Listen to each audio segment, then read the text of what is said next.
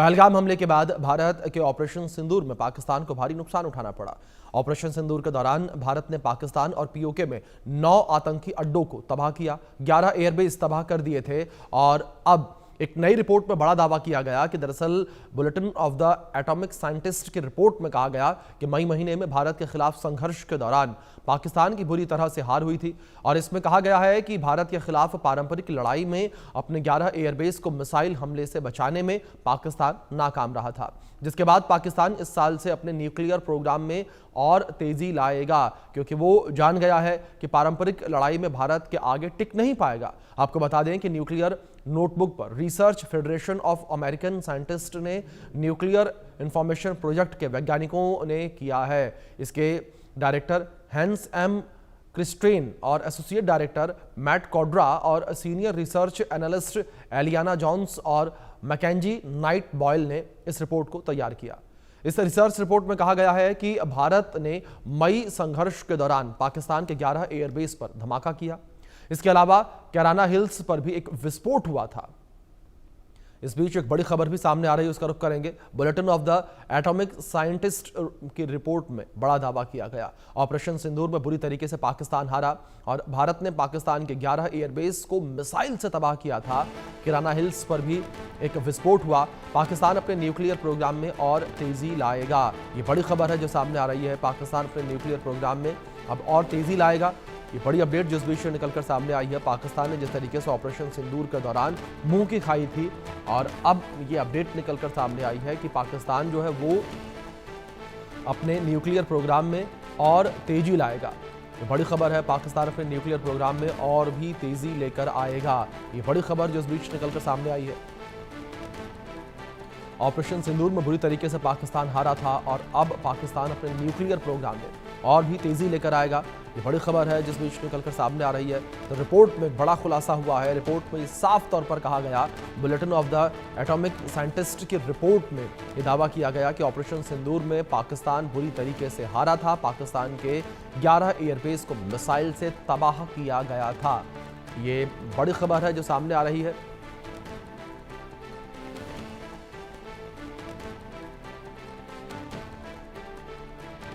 तो ऑपरेशन सिंदूर को लेकर अमेरिकी वैज्ञानिकों के द्वारा एक बड़ा खुलासा किया गया है, वो आप तक अपडेट पहुंचा दे, जहां bulletin of the atomic scientist की रिपोर्ट में बड़ा दावा हुआ। ऑपरेशन सिंदूर में बुरी तरीके से पाकिस्तान हारा था और ऑपरेशन सिंदूर में पाकिस्तान को भारी नुकसान की भी जानकारी दी गई है। और पाकिस्तान के 9 आतंकी अड्डे और 11 एयरबेस तबाह हुए। भारत ने पाकिस्तान के 11 एयरबेस को मिसाइल से तबाह किया था। PAF शहबाज एयरबेस और PAF Noor Khan airbase, PAF Masroor airbase को नुकसान पहुंचा। साथ ही सरगोधा परिसर में भी काफ़ी ज़्यादा क्षति पहुंची थी। कैराना हिल्स पर भी एक विस्फोट हुआ। कैराना हिल्स पर विस्फोट की बात की जाए तो पाकिस्तान ने इस विस्फोट की बात को दबाया था। भारत से खुद को नहीं बचा सकता पाकिस्तान, और पाकिस्तान पारंपरिक लड़ाई में भारत के आगे टिक नहीं पाएगा। एक बड़ी रिपोर्ट निकलकर सामने आई है। इस रिपोर्ट में बड़ा दावा जिस तरीके से किया गया है और पाकिस्तान की हकीकत हर किसी के सामने रखी गई है। तो पाकिस्तान के परमाणु बम पर अमेरिकी वैज्ञानिकों का खुलासा भी सामने आया है। पाकिस्तान तेजी के साथ परमाणु बम का निर्माण करेगा। पाकिस्तान के पास अभी तक 170 परमाणु वॉरहेड हैं। 2030 तक पाकिस्तान के पास न्यूक्लियर वॉरहेड की संख्या बढ़कर 200 हो जाएगी। पाकिस्तान अब काफ़ी तेज़ी से अपने मिसाइल क्षमता को आगे बढ़ाएगा और पाकिस्तान हाई स्पीड मिसाइलों के निर्माण की तरफ कदम बढ़ाएगा। ये रिपोर्ट में खुलासा किया गया, एक बड़ी रिपोर्ट है ये, जिसमें तमाम बातों का जिक्र किया गया, यानी कि पाकिस्तान अपने परमाणु प्रोग्राम को अब आगे और भी ज़्यादा तेज़ करेगा। तो ये जानकारी जिस तरीके से सामने आई है, इस रिपोर्ट में कई बड़े दावे जो हैं वो किए गए हैं और इस रिपोर्ट को लेकर कई सारी जानकारियाँ जिस तरीके से निकल कर सामने आई हैं, जहाँ सबसे पहली बात तो ये कि ऑपरेशन सिंदूर के दौरान जो है पाकिस्तान नहीं टिक पाया था। इस बीच हमारे साथ 2 खास मेहमान जुड़े हैं, उनसे उनका रुख करेंगे, चर्चा करेंगे। हमारे साथ डिफेंस एक्सपर्ट मयंक चौबे जी जुड़े हैं, रिटायर्ड कर्नल है। हमारे साथ फॉरेन एक्सपर्ट अरविंद सिंह तेजावत जी जुड़े हैं। आप दोनों मेहमानों का बहुत स्वागत है। और इस चर्चा की शुरुआत सबसे पहले मयंक जी मैं आपसे करूंगा। मयंक जी, अगर बात यहाँ पर पाकिस्तान को लेकर की जाए, सबको पता कि पाकिस्तान ऑपरेशन सिंदूर में बुरी तरीके से भारत से हारा था, लेकिन अब जिस तरीके से इंफॉर्मेशंस ये सामने आ रही हैं मयंक जी कि पाकिस्तान अपने न्यूक्लियर प्रोग्राम को और बढ़ाएगा, न्यूक्लियर प्रोग्राम में और तेजी लेकर आएगा, किस तरीके से आप देख रहे हैं पाकिस्तान के न्यूक्लियर प्रोग्राम को? देखिए अभिषेक जी, सबसे पहले तो आपके सभी दर्शकों को आज के शुभ दिन की बहुत बहुत शुभकामनाएं। आज अनंत चतुर्दशी का दिन है और भगवान विष्णु आपके सबके जीवन में खुशियां लेकर आए, ऐसी मेरी प्रार्थना है। अभिषेक जी, मेरा उत्तर थोड़ा सा लंबा होगा क्योंकि मैं थोड़ी जी सी हिस्ट्री को टच करूंगा यहाँ पर। जी 1956 की बात है, प्रेसिडेंट निक्सन होते थे यूएस के। उन्होंने देखा कि शीत युद्ध के समय जो है देश जो है वो कोशिश कर रहे हैं परमाणु अस्त्रों की तरफ बढ़ने की।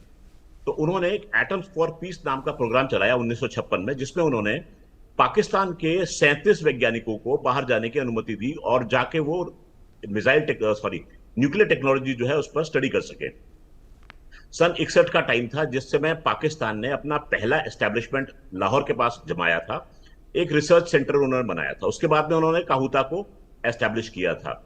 लुकी छिपी बात नहीं है कि अब्दुल कदीर खान जो थे उन्होंने नीदरलैंड से टेक्नोलॉजी को सेंट्रीफ्यूज की स्मगल किया था, चोरी छिपे वो पाकिस्तान लेकर आए थे। उसके बाद में पाकिस्तान ने न्यूक्लियर प्रोग्राम का प्रोलिफरेशन किया था।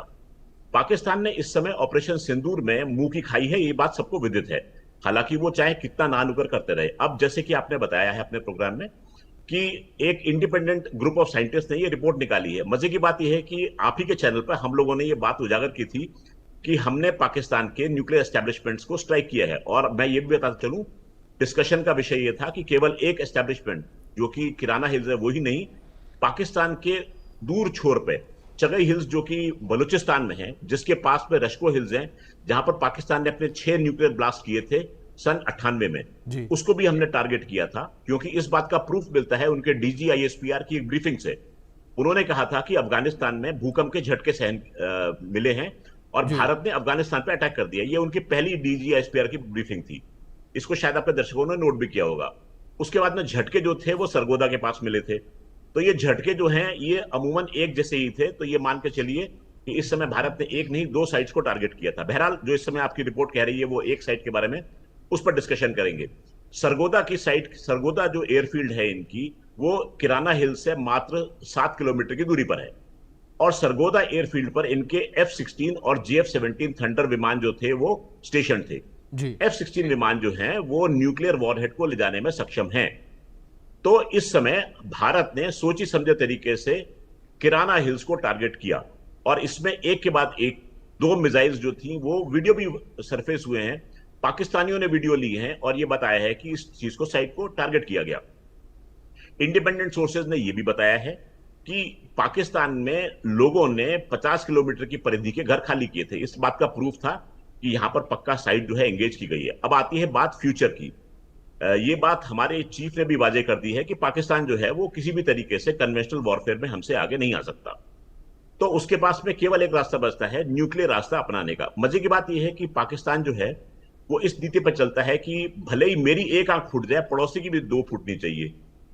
तो इस बात को जी पाकिस्तान भली भांति समझ ले कि पाकिस्तान अगर उसका दिमाग बिल्कुल ही उल्टा चल पड़ा, तो अगर पहले न्यूक्लियर वेपन का इस्तेमाल करेगा तो भारत जो है वो पूरी शिद्दत के साथ में, पूरी ताकत के साथ में उसका जवाब देगा। जी भारत के पास में न्यूक्लियर ट्रायड है, पाकिस्तान के पास में न्यूक्लियर ट्रायड की व्यवस्था नहीं है। यानी कि अगर भारत का मेजर हिस्सा भी तबाह होने की स्थिति में आता है तो हम अपनी पनडुब्बियों के जरिए पाकिस्तान पर माकूल हमला कर सकते हैं। पाकिस्तान इस बात को शायद याद करना चाहेगा आपके जी चैनल के जी माध्यम से। बिल्कुल तो इस समय पाकिस्तान जो है अपने आप को खत्म करने की स्थिति में रहेगा अगर वो अपने न्यूक्लियर प्रोग्राम को पीसफुल पर्पसेस के लिए नहीं चला रहा है और बिल्कुल। उसको और वॉर की तरफ मयंक ले जी, जाने की लेकिन एक कोशिश। लंबा जी। इतिहास रहा है पाकिस्तान का कि पाकिस्तान ने कभी भी कोई काम पीसफुली नहीं किया, ना तो शांति के लिए उसने कभी कोई काम किया। ये लंबा इतिहास रहा है।